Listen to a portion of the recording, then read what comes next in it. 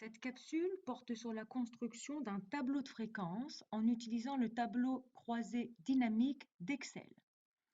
Dans ce laboratoire, on va par exemple se baser sur la question 4, nombre de fois payé pour. Je sélectionne ma colonne au complet pour commencer et je vais l'insérer dans une nouvelle feuille. J'appuie simultanément sur les touches CTRL et C pour copier ma colonne. J'appuie ici sur plus et dans la nouvelle feuille, j'insère CTRL V pour coller ma variable.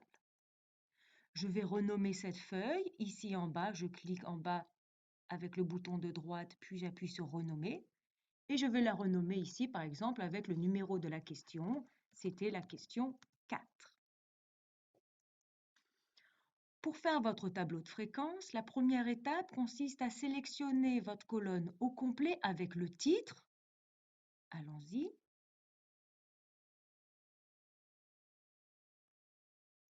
Une fois que la colonne est sélectionnée au complet, je viens cliquer sur l'onglet Insertion, tableau croisé dynamique. J'aimerais mettre mon tableau dans la feuille de calcul existence, à l'emplacement, par exemple, C2.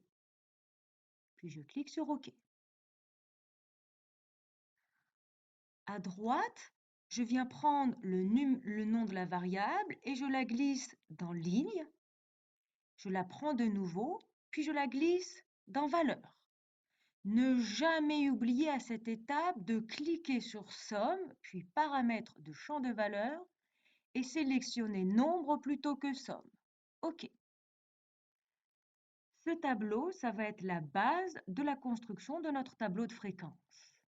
Je sélectionne de nouveau le tableau croisé dynamique, je le copie avec les touches CTRL-C et un petit peu en dessous, par exemple à la cellule C11, je vais en faire un collage spécial par valeur.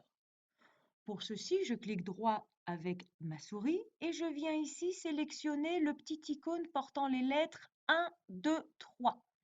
Je clique sur 1, 2, 3 et ça crée tout ce que j'ai besoin pour mon tableau de fréquences. La première modification à faire dans ce tableau, ce sera de modifier le nom des colonnes.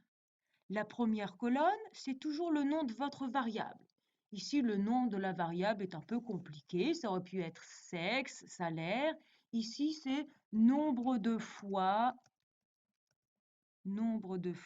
payé au noir. Voilà. Ici, vous voyez que le titre de ma colonne est trop grand. Donc, j'ai une astuce avec Excel. Je vais cliquer ici sur le petit onglet qui renvoie à la ligne automatiquement. Je clique dessus. Vous voyez, ça a agrandi la taille de ma cellule pour qu'on puisse voir en entier le titre au complet. Le titre de la deuxième colonne, ça va être généralement effectif ou nombre de personnes. Une fois que j'ai fait mon tableau de fréquences, je m'assure ici que dans la première colonne, ça correspond bien à ce que je veux.